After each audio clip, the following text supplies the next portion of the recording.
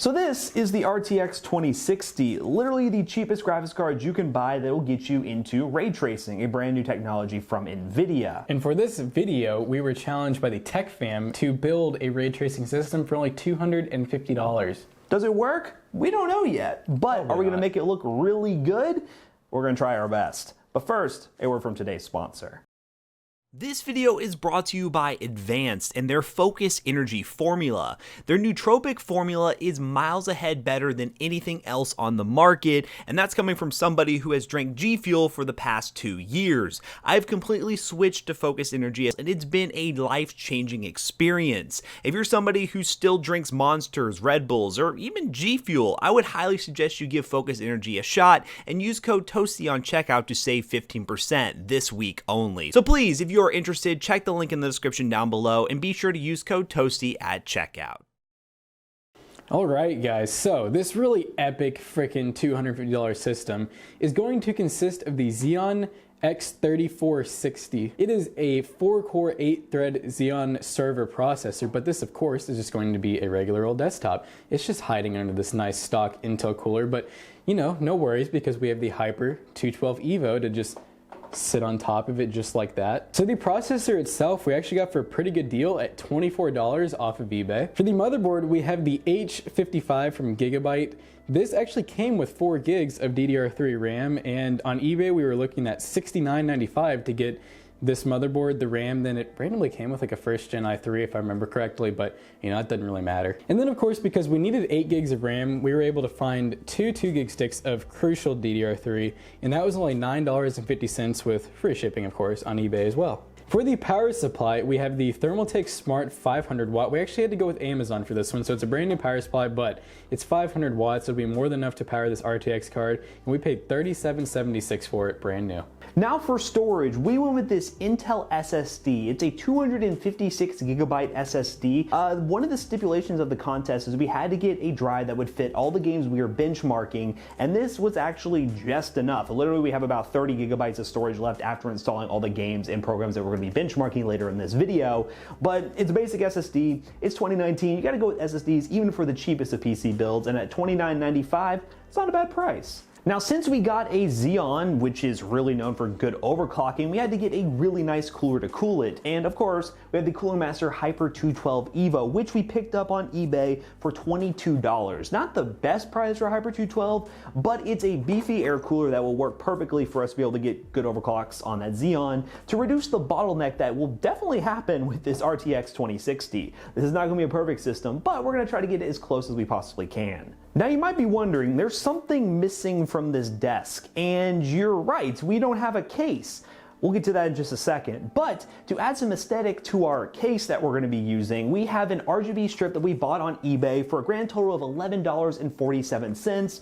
RGB in 2019, it's a must for making a really nice looking system. And also to complement that, we also got these Cool Moon RGB fans, which we got 3 of them, and it's going to add another layer of airflow and also a good aesthetic to the case to add more RGB because, yeah, RGB. Now about that case, well, let me have Jackson come over here real quick. As you can see right here, we have some cardboard boxes. These cardboard boxes came from the parts that we ordered for this build, and what we're going to be doing is something that we've done before on this channel, and if you're a new person watching this channel, you might be wondering, what the hell are we going to do? We got this piece of acrylic for a grand total of $5 and, where's the total? 1,000 cents. Yeah, $5.27. Really cheap piece of acrylic, and what we're going to be doing is building our own computer case. That was a good way for us to save money to put more into the performance of the system and also make something that's very unique and may or may not catch on fire at some point in time. But how about we get right into putting together this cardboard box and building a interesting RTX budget system. So I am the cardboard box scientist here at the Toaster Roast. What we have here is just a nice assortment of, this is actually just really one main piece of cardboard at this point, and this is going to be the base of our case. This really nice Newegg case here. I mean box, I mean case, you know, we don't even know anymore. But as you can see though, it's nice and roomy. It has a lot of real estate. There's actually a power supply basement right over here. We have a full 2.5-inch hard drive bay along with a 3.5-inch hard drive bay. We have a spot for, it looks like what is it, a 240 millimeter liquid cooler along with 3 RGB fans, accessible type thing. There's just so many different things that we can do with this. So what Matt and I are going to do here is we're going to double layer this box. So to get rid of all of these like Newegg logos and probably Matt's address and whatever else, we're going to basically take the non-labeled sides of other cardboard box, cut them down to size of this panel, and then actually glue them on. So it's going to be double layered. It's going to be held together with hot glue, and then we're going to have in some spot here an actual Lexan acrylic panel where you'll be able to see into the case. We have 3 RGB fans that we need to put in here for airflow and just to make it look cool. And then we have that really nice RGB strip. So it's going to be like a freaking lit cardboard box UFO case. And you know, let's just cut to a time lapse. Cut to it.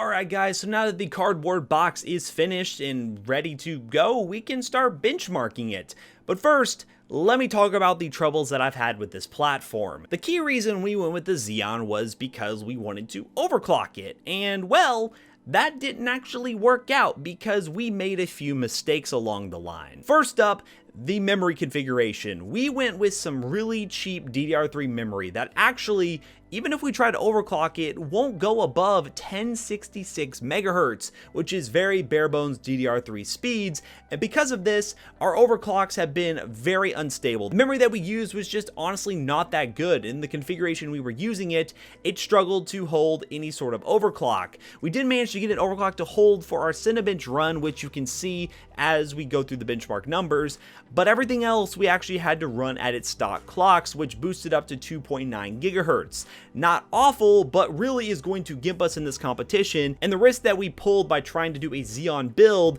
is kind of coming back to haunt us. But enough excuses, let's talk about the benchmark numbers and run through the methodology for each benchmark that we took. First up is Battlefield 5. The methodology for this benchmark run was to run through a specific story mission for 15 minutes using the following settings: 1080p with overall graphics settings set to medium, but DXR ray tracing set to ultra, and also DLSS on. This run was meant to start after the cutscene began and run for 15 minutes straight, and then record the average 1% and 0.1% lows. And those numbers are as follows: an average of 46 FPS, a 1% low of 16, and a 0.1% low of 13. Not exactly optimal because of those 1% and 0.1% lows, which indicate a lot of stuttering, and the average of around 46, but for ray tracing, it's actually somewhat on par with what most people are going to get, and that CPU didn't seem to be that big of a bottleneck. Or maybe it was. I really won't know until I see the other people's benchmarks. Next up, we benchmarked Metro Exodus, which originally we were going to be using the built-in benchmark tool, but literally everyone within this collaboration was having problems with the benchmark tool, except a few people, so we decided to run the benchmarks through the campaign mode, the very entry-level mission, as you can see on screen right here. The settings that we used were ray tracing on the high preset and DLSS on. And going through this run, our system performed very well with an average FPS of 59 FPS, 1% lows of 38, and 0.1% lows of 11. Those 0.1% lows really do show that there is a lot of stutter that does happen throughout the benchmark run, but overall it was relatively smooth, and I didn't feel like I was at a disadvantage while playing the game. Next up, we benchmarked Anthem, which we benchmarked using the following settings: HDR off, motion blur off, and using the medium preset. And we went through another campaign mission for 15 minutes, recorded the benchmarks, and got the following numbers. We ended up with an average of 50 FPS with 1% lows of 28 and 0.1% lows of 14. One big thing to note is all the benchmarks were recorded within Anthem before they actually enabled ray tracing on Anthem, which sucks because we all put in a ton of hours benchmarking this game as just a stressing the system type of game, but then they added ray tracing support and we were just unable to go back and re-benchmark. So you're going to hear that as a constant theme for everyone in this collaboration. We apologize. The timing on this was just not ideal. I'm going to be throwing the rest of the benchmark numbers on screen while I wrap this video up real quick. As you can tell, we have pretty decent numbers in Cinebench. We have pretty decent numbers in the Port Royale benchmark within 3D Mark, and also Crystal Disk Mark, which showed that the SSD that we purchased as the boot drive was a really good choice and managed to fit every single benchmark game that we chose without any problems whatsoever. Overall, our system performed relatively well for what we expected. Is it worth going out of your way to spend $250 to make a $600 build using an RTX 2060? I would have to say no, but if you want to see the other benchmarks from the other people in the tech fam, they might have a different idea, and if they did go with that route and it did work better for them, maybe consider following them, and the actual decision that I came up with might be a little bit different. One thing I'm going to do is give a special thanks to Nvidia for helping us out by providing a bunch of game codes, and also for sending us an RTX 2060 a few months back to help us out with some really awesome videos. So thanks again to Nvidia for helping us out with this collaboration, and I hope you guys enjoyed this video. If you did, leave a like down below and comment RTX in the comment section down below if you made it this far. Please, if you haven't done so already, check out the other creators in this collaboration and the links in the description down below. We're going to be scattering our videos throughout this entire weekend, so there will will be some that are released before I release my video, and then there will be some released the following day. So check the link in the description down below. I'll be updating it with links of videos once they go live. Thanks again to the Tech Fam for inviting us into this collaboration. I really appreciate it, and hopefully you all enjoyed this, and hopefully we will see you all in the next one. Peace out, guys.